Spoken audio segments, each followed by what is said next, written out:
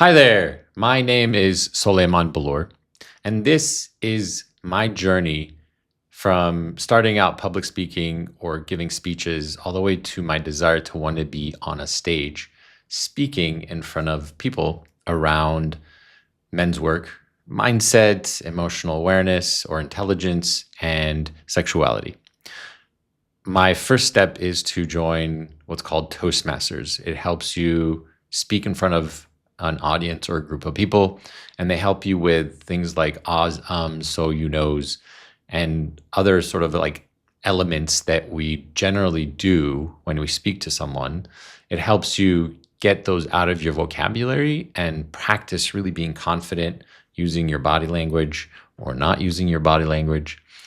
And so this is my first speech, and it's all about what they call an icebreaker. So it's a simple speech. The icebreaker is just something about my life, my journey, like a snippet of it. It's only 5 to 7 minutes. I hope you enjoy it, and I'm excited to start my journey and you along with it. Thank you.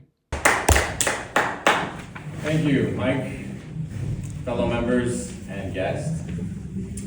In 1986, my father, Yosef, passed away from liver cancer. I was only 9 years old at the time. I want to share with you how his passing has shaped my life. I learned to be a victim. I learned people will feel sorry for me, which means there's something wrong or missing in my life. And the curse and blessing of having 4 guardians or uncles instead of my father, only one.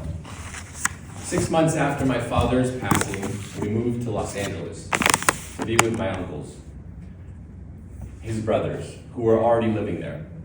My uncles thought it would be a good idea. My uncles thought it would be best to start over and let go of the place that caused so much pain. The first several years, I saw my mom in constant pain and agony. I felt numb to my own pain of loss, along with my sister. I didn't know how to process his loss. My mom needed us to be strong. At least that is the message I kept getting from my uncles. The idea that a 9-year-old boy, I was the man of the house now. As the years passed, I would come across people and they would hear that I lost my father, and I would hear things like, "Oh my God, you poor boy. Oh, you poor thing.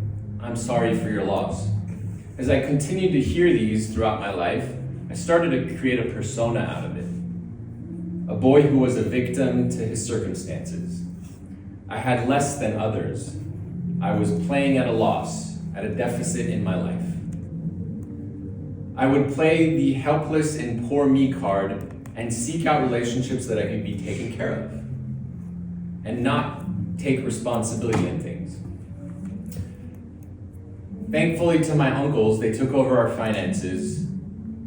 Had they not done that, still to this day, I'm grateful for that. I'm grateful for how they honored that, honored my dad by supporting us in our life, making sure that whatever my dad left, we were able to use and sustain our life in. That was the curse and blessing of having 4 uncles. The curse was dealing with 4 different personalities, each one of them wanting me to live a certain way of my life, in their eyes of how to live a life. And a blessing because I got to see how to live 4 different ways. And they supported me in caring for me. I saw the pros and cons of each of them. My eldest uncle, Rafat, was a family man. He didn't have many friends, wanted to surround himself with family always. And he enjoyed being at home and traveling once in a while. His work-life balance was fair. My second uncle, Eskandar, he loved his family and his friends and had many. He was the social connector of our community. Many people knew him and appreciated him. He enjoyed to travel and had a beautiful work-life balance, friends, and work. My third uncle, Mehdi, he still to this day is one of the most challenging one of my uncles. He didn't know how to relate to people socially. His only connection with you was work. What are you making for money? What are you doing for work? He also didn't have a good relationship with his family. All he wanted to do was work, work, and work. My fourth uncle, he was the youngest and the spiritual one in our family. He had a long battle with depression and would have highs and lows in his life. But whenever we would talk, he would always know what I'm up to or that there's something up in my life. For instance, one time I had shaved my head. And the reason that I had shaved my head is when I usually go through a spiritual challenge in my life and I want to release something, I usually release it through shedding my hair. When I came to him, he looked at me straight in the eyes and said, "Something happened in your life."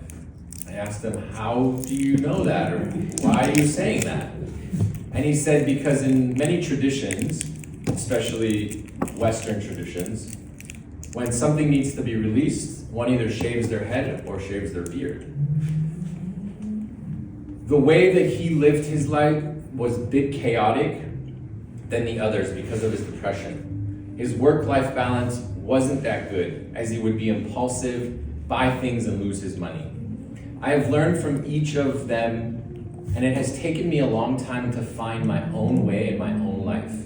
I am grateful that I got to learn from each one of them and how they believe life should be lived.